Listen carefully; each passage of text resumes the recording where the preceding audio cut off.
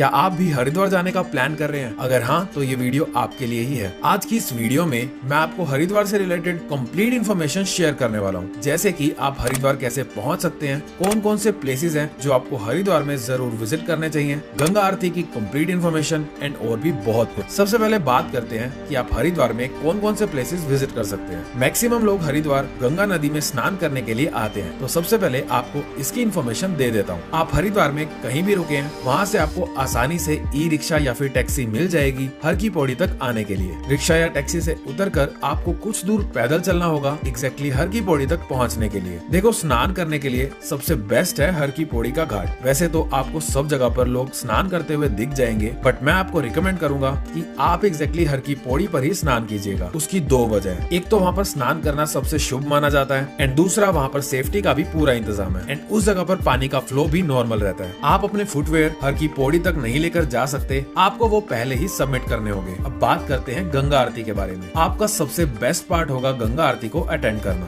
गंगा आरती के टाइम यहाँ पर काफी ज्यादा भीड़ हो जाती है एंड आरती की टाइमिंग्स है शाम के 6 बजे। तो मैं आपको सजेस्ट करूंगा कि अगर आप गंगा आरती देखना चाहते हैं तो आपको यहाँ पर थोड़ा जल्दी आना होगा, ताकि आपको सही जगह मिल जाए बैठने के लिए। तो आप यहाँ पर लगभग 4:30 या फिर 5 बजे पहुँच जाना एंड गंगा के किनारे आराम से बैठ जाना। गंगा आरती का बेस्ट व्यू आपको मिलेगा हर की पौड़ी के एकदम ऑपोजिट साइड पर, जिस जगह पर घंटाघर बना हुआ है। इस घाट पर रात को भी प्रॉपर लाइटिंग्स रहती है, तो अगर आप रात को यहाँ पर कुछ देर बैठना चाहें तो आप आराम से बैठ सकते हैं। इसके बाद नेक्स्ट प्लेस जो आप हरिद्वार में विजिट कर सकते हैं वो है माँ मनसा देवी टेम्पल। मैक्सिमम लोग हर की पौड़ी विजिट करने के बाद वापस घर चले जाते हैं, लेकिन आपको मनसा देवी टेम्पल भी जरूर विजिट करना चाहिए। ये टेम्पल सिचुएटेड है शिवालिक रेंज के बेलवा पर्वत पर एंड यहाँ जाने के 2 तरीके हैं। पहला तरीका है कि आप रोपवे से यहाँ पर पहुँच सकते हैं, जिसे उड़न खटोला भी कहा जाता है, एंड दूसरा तरीका है कि आप यहाँ पर पैदल सीढ़ियाँ चढ़कर भी जा सकते हैं। एंड एक तीसरा ऑप्शन भी है कि यहाँ पर रोड भी बनी हुई है, जिससे कि आप स्कूटी के थ्रू यहाँ पर पहुँच सकते हो। मनसा देवी टेम्पल जाने के लिए जो स्टार्टिंग पॉइंट है, वहाँ तक पहुँचने के लिए आपको आसानी से रिक्शा मिल जाएगी। अब आगे की इन्फॉर्मेशन ध्यान से सुनना। मनसा देवी टेम्पल विजिट करने की टाइमिंग्स है सुबह 5 बजे से शाम 7 बजे तक। टिकट का प्राइस है 130 रुपीज आना एंड जाना। आप यहाँ पर Chandi Devi temple and Mansa Devi temple की कंबाइंड टिकट भी ले सकते हैं। सुबह 7 बजे के बाद टिकट की लाइन लंबी हो जाती है एंड ऊपर माता के दर्शन की लाइन भी लंबी होने लगती है। तो मेरी सलाह ये रहेगी कि आप मॉर्निंग में 5 से 6 बजे के आसपास यहाँ पर पहुँच जाना एंड टिकट लेने के बाद आप एंट्री कर पाओगे। टिकट शो करके आपको स्लॉट नंबर मिल जाएगा एंड वहाँ पर वेटिंग एरिया भी बना हुआ है, जहाँ पर आपको कुछ खाने पीने के भी ऑप्शंस मिल जाएंगे। आपका स्लॉट डिस्प्ले पर दिखाई देने पर आप रोपवे में एंटर कर पाओगे। उसके कैबिन में मिनिमम 2 एंड मैक्सिमम 4 लोग बैठ सकते हैं एंड उसके कैबिन को नीचे से ऊपर जाने में लगभग 5 मिनट का समय लग जाता है। आपको रोपवे से बहुत औसम नजारे दिखाई देंगे एंड उस कैबिन में बैठे हुए ही आपको सीढ़ियों वाला रास्ता भी नजर आ जाएगा। जो आपने रोपवे की टिकट ली है उसे संभाल के रखिएगा, क्योंकि उसी टिकट के बेसिस पर आप वापस आ पाओगे रोपवे के थ्रू। रोपवे से उतरने के बाद आपको थोड़ा पैदल चलकर जाना होगा एंड आप मंदिर के मेन एंट्रेंस पर पहुंच जाओगे। वहाँ पर आपको बहुत सारी शॉप्स नजर आएंगी, जहाँ से आप थोड़ी बहुत शॉपिंग भी कर सकते हो।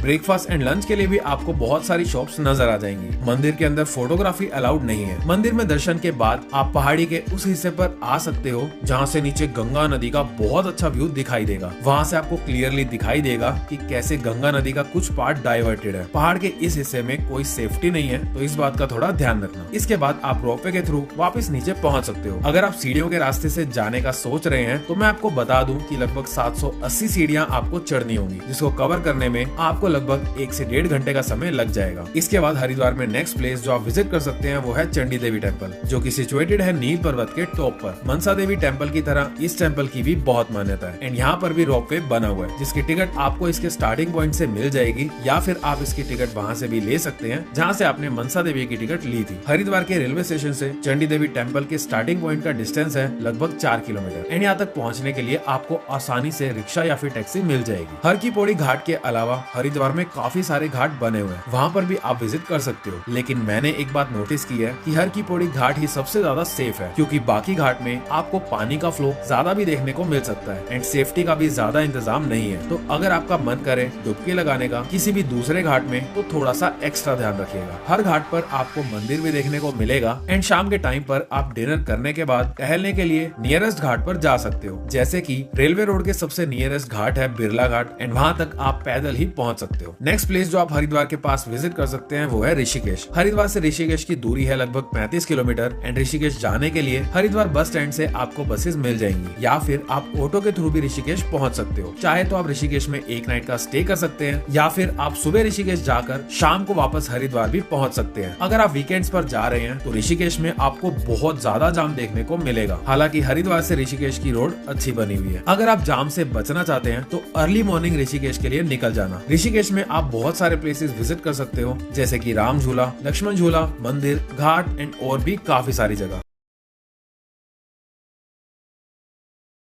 राम झूला की एक झलक दिखा देता हूँ। राम झूला एक आइकॉनिक लैंडमार्क है ऋषिकेश का एंड ये 450 फीट लंबा आयरन सस्पेंशन ब्रिज है, जिस पर सिर्फ पैदल लोग एक स्कूटी या बाइक जा सकते हैं। एंड जब आप इस पर चलोगे तो आप महसूस कर पाओगे कि ये कितना शेक हो रहा है। इसके अलावा ऋषिकेश फेमस है river rafting and adventure sports के लिए, जैसे कि बंजी जंपिंग। ऋषिकेश में एंटर करने के बाद राफ्टिंग की बुकिंग के लिए आपको काफी सारी शॉप्स नजर आ जाएंगी। आप ऋषिकेश में शाम की आरती भी अटेंड कर सकते हैं। राम झूला के नियरेस्ट घाट है शत्रुघ्न घाट। एंड अगर आपको गंगा नदी क्रॉस करनी है तो दूसरी तरफ आप बोट के थ्रू भी जा सकते हो, जिसका किराया रहता है लगभग 10 से 15 रुपए। लेकिन मुझे पर्सनली ये बोट का ऑप्शन ज्यादा सेफ नहीं लगा। रिवर राफ्टिंग का जो एंडिंग पॉइंट है वो राम झूला के बिल्कुल पास में ही है। इसके अलावा हरिद्वार के पास आप विजिट कर सकते हैं पतंजलि योग पीठ। इस ऑर्गेनाइजेशन का नाम रखा हुआ है ऋषि पतंजलि के नाम पर एंड इसके वाइस चांसलर है बाबा रामदेव। एंटर करते ही लेफ्ट साइड पर पार्किंग बनी है एंड यहाँ एक काफी बड़ा सा हॉस्पिटल बना हुआ है, जहाँ पर काफी दूर दूर से लोग इलाज के लिए आते हैं। इसके अलावा ये एक एजुकेशनल इंस्टीट्यूट भी है,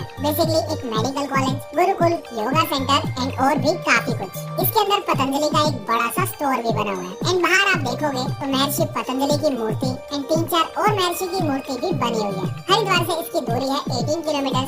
ये जगह दिल्ली हरिद्वार हाईवे पर ही सिचुएटेड है, तो यहाँ पर आते या फिर जाते टाइम थोड़ी देर आप विजिट कर सकते हो। अगर आप लंच करना चाहते हो तो यहाँ पर कैंटीन भी बनी हुई है, जिसका नाम है दाना पानी, और बाहर एक काफी अच्छा पार्क भी बना हुआ है, जहाँ आपको बहुत ग्रीनरी देखने को मिलेगी। नेक्स्ट फेमस मंदिर है हरिद्वार में, जिसका नाम है भारत माता मंदिर। इस मंदिर में 8 फ्लोर्स बने हुए हैं एंड एकदम वाइड बना हुआ है ये मंदिर। इस मंदिर में कैमरा ले जाना अलाउड नहीं है, लेकिन आपको शॉर्ट में इस मंदिर के बारे में बता देता हूँ। 180 फीट ऊंचा ये मंदिर, जिसमें 8 फ्लोर्स हैं। हर फ्लोर का थीम अलग अलग है एंड हर फ्लोर डेडिकेटेड है अलग अलग फ्रीडम फाइटर्स एंड देशभक्तों के लिए। अब बात करते हैं कि आप हरिद्वार कैसे पहुँच सकते हैं। अगर आप बाई ट्रेन आना चाहते हैं तो आपको हरिद्वार के लिए इंडिया के काफी सारे बड़े शहरों से डायरेक्ट ट्रेन मिल जाएंगी। अगर आप बाई बस आना चाहते हैं तो आपको दिल्ली या फिर और भी बड़े शहरों से ओवरनाइट बस मिल जाएगी हरिद्वार पहुंचने के लिए। एंड ना केवल ओवरनाइट बसेस, दिन के टाइम भी बस सर्विस अवेलेबल है। बस का किराया रहता है 500 से 700 रुपए, डिपेंड करता है कि आपने कौन सी बस बुक की है। अगर आप बाई फ्लाइट आना चाहते हैं तो नियरेस्ट एयरपोर्ट है देहरादून में। अब बात करते हैं कि आप कहाँ पर स्टे कर सकते हैं। मैं आपको सजेस्ट करूंगा कि आप रेलवे स्टेशन के आसपास कहीं पर भी स्टे कर सकते हैं। वहाँ पर आपको बहुत सारे होटल के ऑप्शंस मिल जाएंगे।